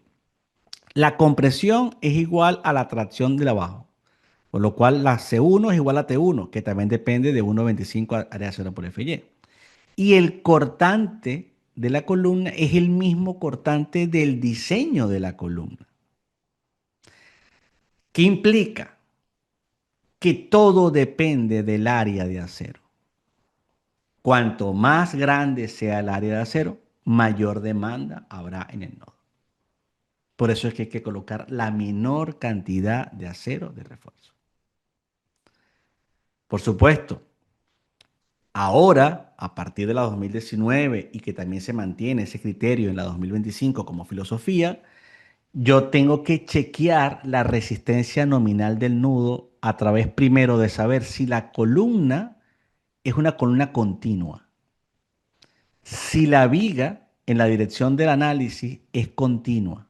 Es decir, básicamente estamos hablando de si yo tengo un pórtico, si estoy analizando, por ejemplo, este nodo, es distinto que yo analice este nodo a que analice el último nodo. ¿Por qué? Porque un nodo central, la viga atraviesa y la columna atraviesa. Entonces, un poco lo que está pasando aquí es que tengo que identificar, ¿se trata de una columna continua? Sí. ¿Se trata de una viga continua? Sí. Hay vigas transversales, visto en planta, ya lo vamos a ver, que confinan y que al menos cubren el 75% del ancho de la columna. Sí, entonces es confinada. Ah, no cubren el 75%, es no confinada y tendrían estas capacidades. Eso es lo que está plasmado aquí. ¿Qué es lo que estamos diciendo? Básicamente, en el caso de las secciones transversales, son estas. Yo puedo tener mi análisis B sub X. Para B sub X, las vigas transversales son esta y esta. Mientras que para B sub I, las vigas transversales son esta y esta. Entonces, cuando hacemos el chequeo acá de confinado por vigas transversales, ¿existen las vigas? Sí. ¿Cubren al menos el 75% del ancho de la columna? Sí, es confinada. No, es no confinada. Bien, pero primero tuve que haber chequeado si era continua o cumple al menos con 15.27, que digamos que la viga se extiende un poco más de un valor, o si la columna es continua. Ah, si la columna no es continua, sino que se trata de otras, es porque a lo mejor es la columna es la del último nivel. Entonces, dependiendo de las condiciones de la columna y la viga, inducirán un confinamiento efectivo o no del nudo, y es lo que vamos a chequear. Entonces, una vez que yo tengo toda la disposición, lo que me queda es simplemente cuidar que el armado de la viga, el despiece, ese acero longitudinal, entre y desarrolle lo suficientemente en el nodo. Y ya con eso estaríamos completamente listos. ¿Qué sucede? Eso es lo que vemos efectivamente también. Bien, eso es lo que veríamos efectivamente también es en la hoja de cálculo y en el programa. Bien, que sería así. ¿Qué pasa? En el caso del ETAPS, fíjense que yo puedo, evidentemente, una vez que tengo el diseño, decirle, bueno, muéstrame el diseño del diagrama de interacción y me aparecerá el diseño del diagrama de interacción. ¿Qué pasa con mi hoja de cálculo? Bueno, en mi hoja de cálculo ahora tengo que referirme, obviamente, a una columna de 50 por 50 con su recubrimiento, ¿verdad? Tengo que chequear que efectivamente todo esto sean los valores que ya había elegido tener, ¿verdad? ¿Por qué? Porque podría no ser así. Entonces, en este caso, la sección, esta columna de 50 por 50 tiene estos aceros, tiene, aquí fíjense que tengo un recubrimiento de 266 que es libre. Tengo barras número 7, número 4, tengo toda esa información. Entonces tengo que traducirlo acá, ¿verdad? Tengo que traducirlo acá. Fíjense que hay una pequeña diferencia. Aquí tengo un recubrimiento libre general, ¿verdad? Y aquí tengo 266, con lo cual yo podría perfectamente hacer este pequeño ajuste. Pequeños ajustes que se podrían hacer de tal manera porque ese recubrimiento libre a la barra, ¿no? ¿No? Todo dependería, por supuesto, de lo que, también a quién me estoy haciendo referencia, ¿no? Porque yo podría estar haciendo referencia a la barra totalmente exterior o más bien a recubrimiento de cálculo. Pero bueno, es indistinto. Esto podría servir. Un segundo por acá.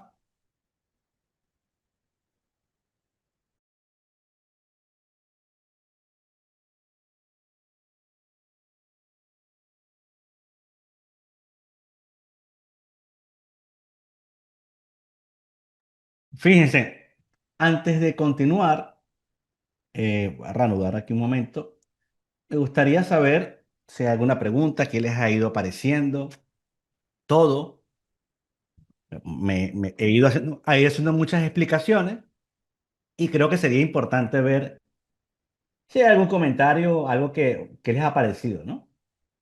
Vamos a ver, ¿qué me dicen por allí?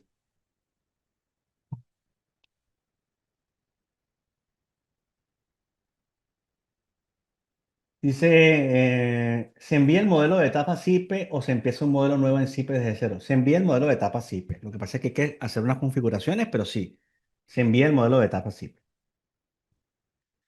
César Mateo es muy útil SIPE porque a veces durante la construcción el contratista sugiere agregar o cambiar diámetros de barra. Teniendo el acero real en SIPE se puede dar una respuesta rápida a esas solicitudes. Es correcto.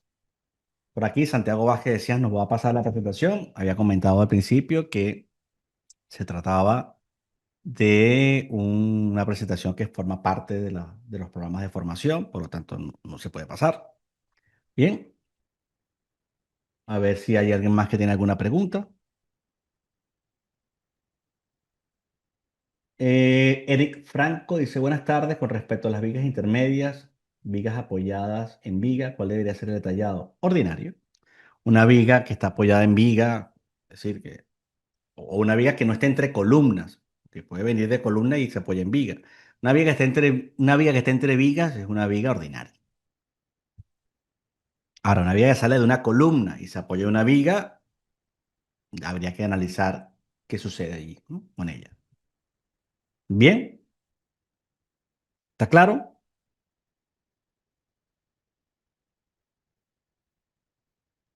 ¿Alguien más? Lo pregunto para saber si continuamos, así que no solamente estaba dejando un poquito de espacio por si había alguna pregunta, pero pareciera que todo está en orden, así que voy a quitar de aquí el video, o sea, o la cámara web, y reanudamos. Entonces, fíjense, estoy ahora en el caso de la columna, tenemos entonces los datos y simplemente, ¿verdad? Identificamos la cuantía de acero de refuerzo, tiene 1,86%. Bien, tenemos las barras de acero de refuerzo establecidas, los materiales, todo concuerda perfecto. Y aquí empiezo a decir lo siguiente. Así, bueno, ¿qué acero trae la viga 2? ¿Qué acero trae la viga 1? 2098, porque estamos haciendo un análisis de la columna central o de esta columna. Entonces, trae este acero y trae este acero. En los dos extremos hay 2098, ¿no? Entonces, evidentemente, tengo este acero. Luego, tengo 11,64 en la parte inferior. El ancho de las vigas es 40, la altura libre de las columnas es 2,90, porque estamos hablando de 3,5 metros, la altura de la viga es 60. Tenemos todo. ¿Qué voy construyendo aquí? Todo el diagrama de interacción. Yo voy a construir todo el diagrama de interacción. Bien, voy a construir lo típico hasta llegar a mi diagrama de interacción, ¿verdad? Voy a hacer todo mi diagrama, calculo todos los factores de minoración asociados y construyo mi diagrama de interacción. ¿Qué me hace falta a mí aquí? Tener la carga axial y el momento para la columna de arriba y la columna de abajo. Pues simplemente yo entraría aquí, por ejemplo, para la columna de arriba, ¿bien? Entonces digo, bueno, entro a Details. Aquí vamos a colocarnos en tonelada fuerza para que la unidad sea la misma. Entro aquí, digo, bueno, entramos a Details, y vemos en el sumario, yo podría encontrar, mira, unas fuerzas de 137,83. Bueno, más o menos esto, ¿no? El momento, 17,63. Sí, porque si le quitamos tres decimales, 17,63 toneladas fuerza metro. Bien. Entonces, pongo la carga axial y el momento de la columna superior y la columna inferior.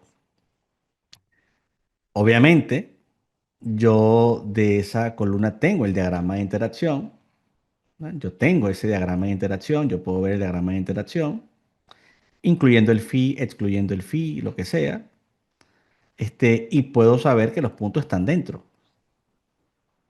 ¿verdad? Y eso es lo que hago aquí, plotear esos puntos y verificar que efectivamente está dentro de mi diagrama de interacción. Con lo cual, perfecto. Ahora vamos a la resistencia mínima de columna. Me tengo que plantear esa resistencia. Sabemos que son los momentos nominales. Y como voy a comparar columnas contra vigas, me interesa estimar la menor resistencia de las columnas respecto a la viga.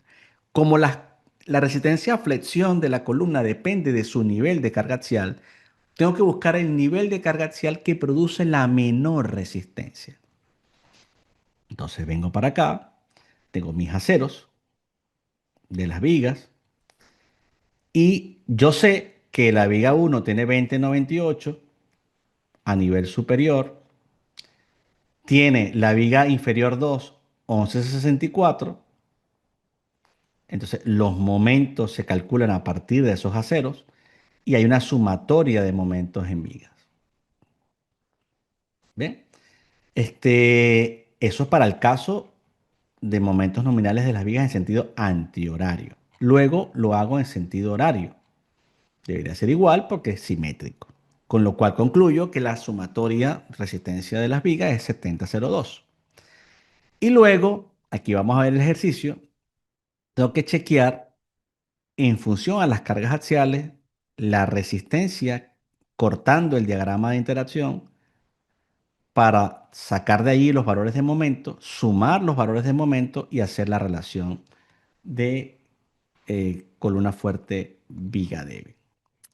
Bien, entonces ese sería uno de los puntos importantes a establecer, esa famosa relación que ahora van a ver la que tenemos. Fíjense, vengo para acá y vamos a justificarlo. Yo vengo para acá y digo, bueno, vamos a pedir, para que nos lo haga bien, vamos a pedir aquí la información de el criterio columna viga. Y vean que en el caso de este nodo es 1408. ¿Cómo lo vamos a obtener? Voy a colocarme en metros y en tonelada fuerza. Entro aquí y lo que tengo que hacer es entrar primero, entender que el valor lo hace arriba. Entonces tengo que buscarme esa combinación en la parte superior o directamente ir a Details, ir a Envolvente y ver en qué punto el programa presentó el criterio columna viga. Por ejemplo, la viga columna, la peor condición fue la combinación 4. Bien, entonces en la combinación 4 me voy aquí y digo, bueno, dame el detallado y dame el bin column details. Y vamos a ajustar los valores. Y resulta que esa relación que habíamos visto de 1408, ¿cómo la obtuvo? ¿Cómo la obtuvo? Fíjense la sumatoria de las vigas. ¿Cuál es? 70,019, o sea, 70 toneladas fuerza metro. Ese es nuestro valor. 70 toneladas fuerza metro. Ya por ahí estamos bien. ¿Qué otra cosa obtuvo? Obtuvo estas cargas axiales, 53 y 70 prácticamente. Entonces yo tengo que venir aquí y decirle, no, no, el valor es 53 y 70. ¿Ven? Entonces, claro, todo esto es muy sensible porque resulta que yo aquí tengo que ajustar los valores, ¿verdad? Y yo tendría que buscar la manera de decir, no, es que a lo mejor es aquí, este valor. Y este valor justo es por acá, más o menos. ¿Qué pasa? Cuando yo tenga esos valores aquí definidos, yo los voy a poder traducir. Claro, si este fuese, por ejemplo, 51,2 y este 48,6, porque claro, todo es muy sensible, eh, la relación va aumentando. Si más bien aquí digo, no, yo creo que más o menos corta, claro, esto no es exacto, estoy estimándolo aquí. Si yo digo, no, mira, el valor por acá y por acá aproximadamente, ¿no? Digo, bueno, no, es 47,8 y este es 50,6. Entonces, claro, la relación baja. Fíjense cómo de sensible es el valor. Estamos en el orden de 1,40. Y ese valor es el que tenemos nosotros aquí, 1,40. ¿Por qué? Porque es una sumatoria de capacidades de las columnas que da 98,57 aproximadamente y que es el valor que yo tengo por acá. Bien. Claro, si yo hago mucho más puntos y la curva me queda mucho más continua, será mucho más fácil poder estimar los valores aquí. Pero lo importante es que está en el orden de 1,4, que es lo que estamos buscando, ¿no? Que sea lógico. Luego hago un chequeo por cortante. Tengo los dos mecanismos. Mecanismo uno, me interesa mucho este mecanismo 2, donde están los puntos de inflexión. Y voy a estimar, entonces, en función a los aceros reales, estimo ese valor de cortante, ¿verdad? Porque aquí está la sumatoria de las capacidades de las vigas. Y luego yo voy a dividir entre la longitud, entre los puntos de inflexión, que es la mitad de cada nivel por 2 más la altura de viga, y me va a dar un cortante de diseño. Bien, y ese cortante de diseño es el que finalmente yo utilizaría para poder chequear, bien, digamos, lo que pasa en la columna, que para que ustedes vean después el valor cuando uno, digamos, uno revisa realmente qué pasa eh, a nivel de la columna. Vamos a ver, fíjense por ejemplo acá, si entramos aquí, vamos a buscar por acá, fíjense el valor de cortante, ¿no? O sea, fíjense que yo ahí fui a envelope, o sea, salí, entro a la columna, digo envolvente, abro acá, abro todo este ancho y veo el valor del cortante. Vamos a buscarlo acá. Perdón, en envolvente sí. Quiero buscar el valor del cortante. Un segundo por aquí. Que quiero revisar justo el valor que tenía de cortante. Fíjese aquí, ¿no? Este valor de sub U2, este 24,53, ¿verdad? Este 24,53 sería el valor que tenemos acá. 24,53. Y el corte de análisis, él sería el corte de análisis, habría que poner el corte de análisis, ¿no?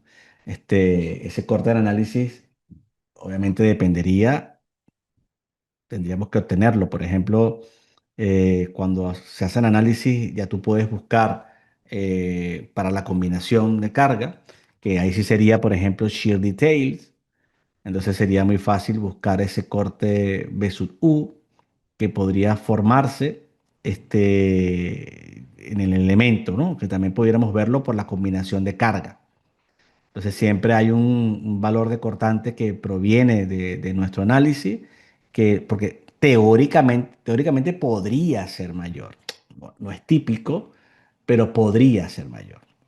Entonces, aquí ya yo tengo un corte de diseño y ya yo lo que hago es diseñar con toda la formulación, establezco toda la disposición del acero transversal, ¿no? Todo lo que la norma me ha exigido, hago todo mi diseño y llego a mi tasa de acero requerido transversal.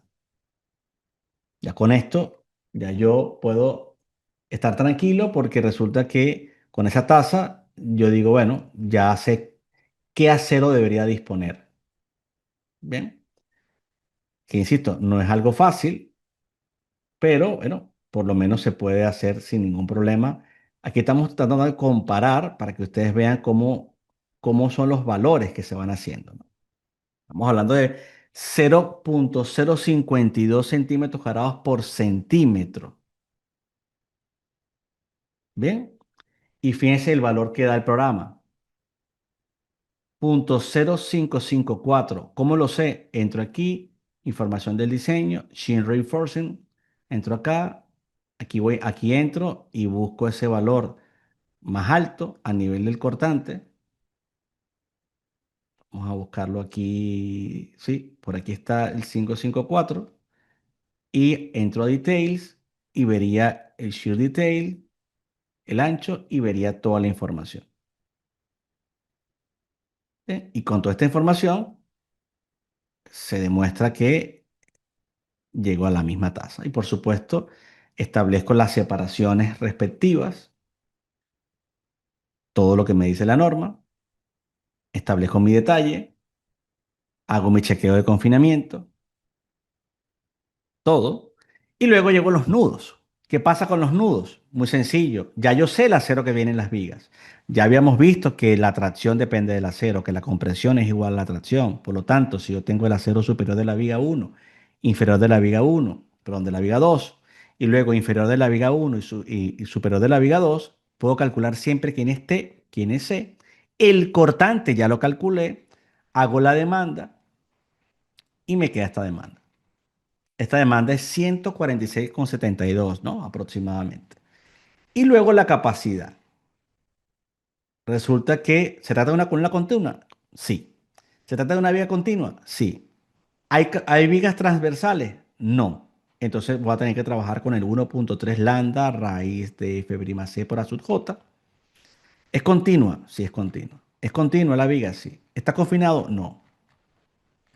Entonces, a partir de aquí, yo calculo el ancho o el área efectiva del nodo, este A sub J, que es el B máximo por la altura de la columna que representa el nodo, y luego con el 1,3 lambda convertido a la unidad de MKS, que es 4 lambda raíz de F'C con el kilogramo fuerza centímetro cuadrado, me da la capacidad. Resulta que no cumple. Y bueno, no cumple, evidentemente, porque de hecho esa relación me está dando 1,03, o sea, no está cumpliendo. De hecho, si yo entro aquí y le digo al programa que me muestre en el diseño de la información y me muestre el joint shear, no cumple, ¿no? ¿Y cómo puedo saber cómo no cumple? Si le digo envolvente, y me busco dentro de la envolvente el joint shear, me dice que la combinación, me voy a acercar aquí para que vean, la combinación crítica en el joint shear fue la 3, pero vean, claro, déjenme entrar aquí en toneladas porque está entrando todo el tiempo con Newton y déjenme entrar aquí en toneladas, fuerza y centímetros y vean qué pasa cuando le digo details, envolvente y entramos aquí. vean que aparece 146,72 es la demanda que habíamos dejado antes.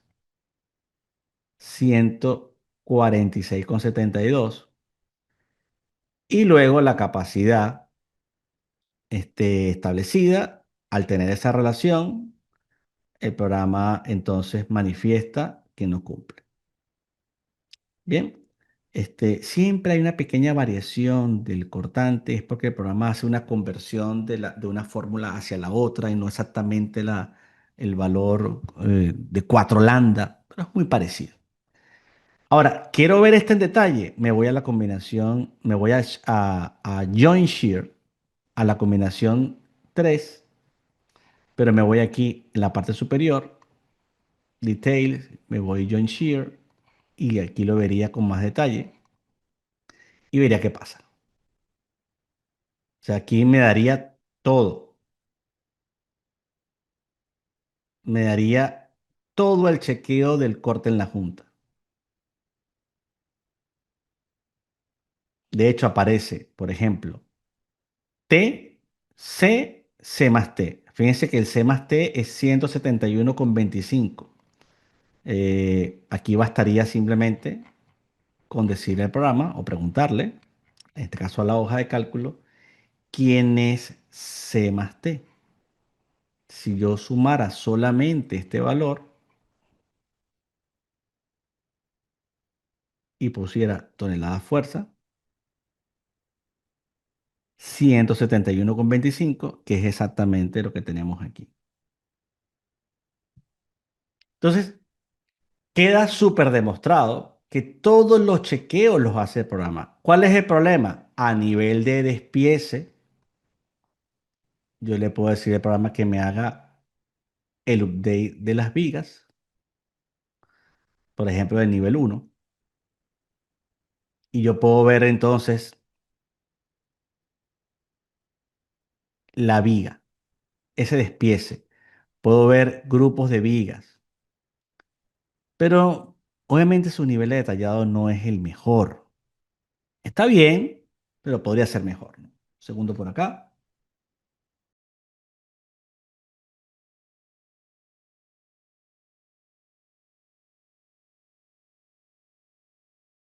Bien, aquí tendría las vigas.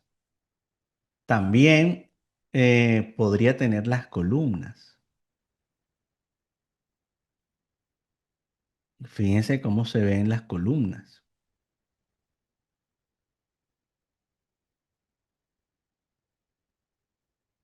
Pero en ese sentido, está claro, si me voy a Zipe, ahora yo le puedo decir en resultados, quiero ver columnas. Y entraría en las columnas. En las columnas tendría el chequeo de las columnas, tendría el despiece. Ese despiece también lo puedo exportar. Llamémoslo columna.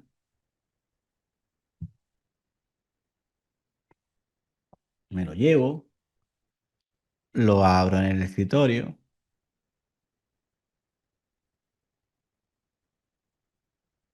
y fíjense cómo tengo el despiece completo con todos sus solapes, donde va el acero, etcétera, ¿no?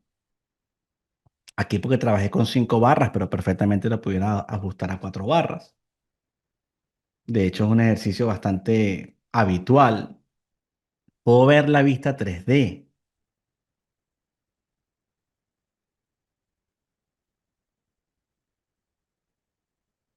de esa columna. Puedo ver el cuadro de pilares. Puedo ajustar solapes, distancia, absolutamente todo. Todo lo chequeo. Puedo ver las comprobaciones.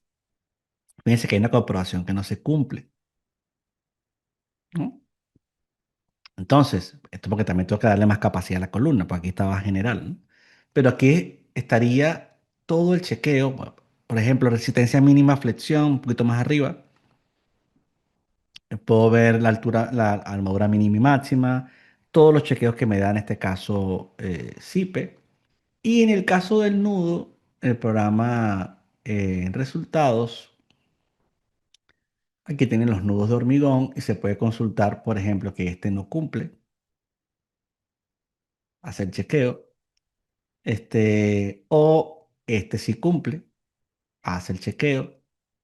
Entonces también vemos cómo el programa puede hacer el chequeo del nudo. Esa combinación de tabs con SIPE es genial porque me permite tener todo mi diseño de tabs, pasarlo a SIPE, corroborar los resultados y a su vez aprovecharme de todo el despiece y de todos los informes y todas las cantidades, porque también me va a dar listados. Me va a decir, por ejemplo, yo quiero saber cómputo de vigas.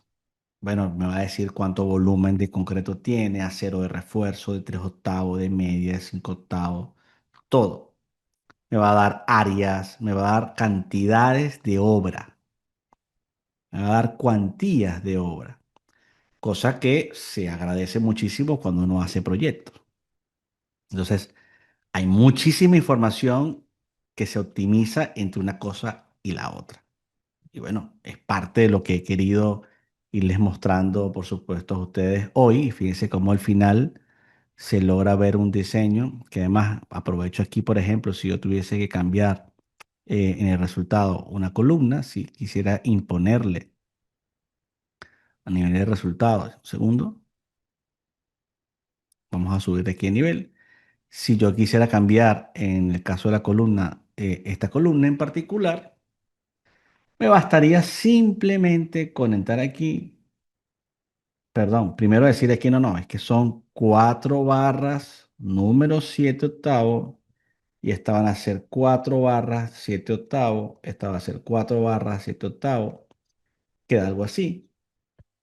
Y yo puedo borrar estos estribos y dibujar mis propios estribos como estos.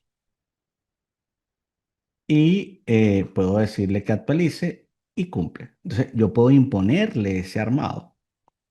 Yo puedo decidir sobre ese armado. ¿Bien? Pero antes de eso, digamos que no hace falta, ya yo vería entonces esta vista 3D.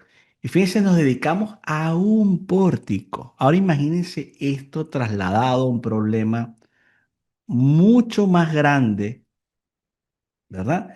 Imagínense el caso de una estructura que tengamos que diseñar de verdad, bien diseñada, ¿verdad? Donde yo tenga, por ejemplo, imagínense una cosa así. Yo tengo un sistema, una edificación que tenga muchos pórticos y fuese, ya lo van a ver, una estructura como esta que ya con esto cierro. Permíteme aquí hacer esto. Imagínense que yo tenga una estructura como esta. Claro, ahora, ¿cuántos pórticos tenemos? Tenemos muchos pórticos en esta dirección, ¿verdad? Entonces ahora yo tengo que preocuparme por todas esas juntas viga-columna, por la interacción incluso con el muro, ver cuántas fuerzas se llevan los pórticos y los muros en la dirección transversal, pero está claro que la dirección longitudinal son solo pórticos.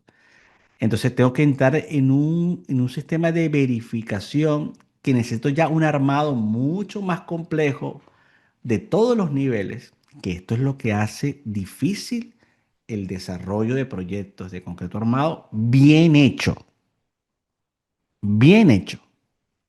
con todas las verificaciones que exige la norma. Con esto cierro. ¿Está claro?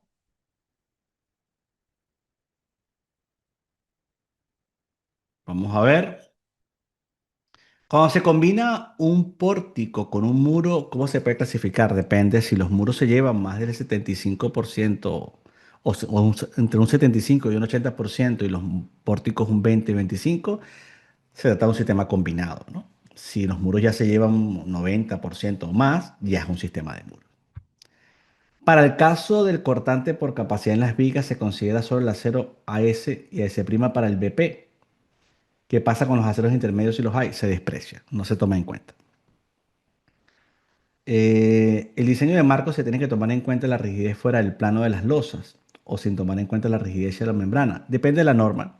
Hay normas que permiten que se tome en cuenta la rigidez a flexión de las losas y hay otras que no. Por ejemplo, en el caso de, de esta estructura que estamos viendo, esta losa tiene una reducción de rigidez al 30% de flexión.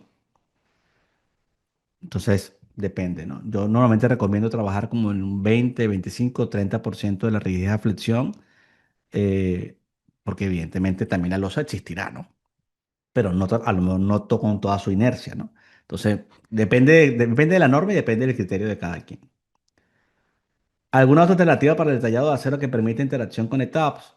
Bueno, quizás Revit, ¿no? Pero es más complicado porque no va a tener las verificaciones automáticas. En SIPE usa los momentos multiplicados por 1,25 para el chequeo de la columna fuerte viga débil. Creo que en etapas presenta el chequeo bien.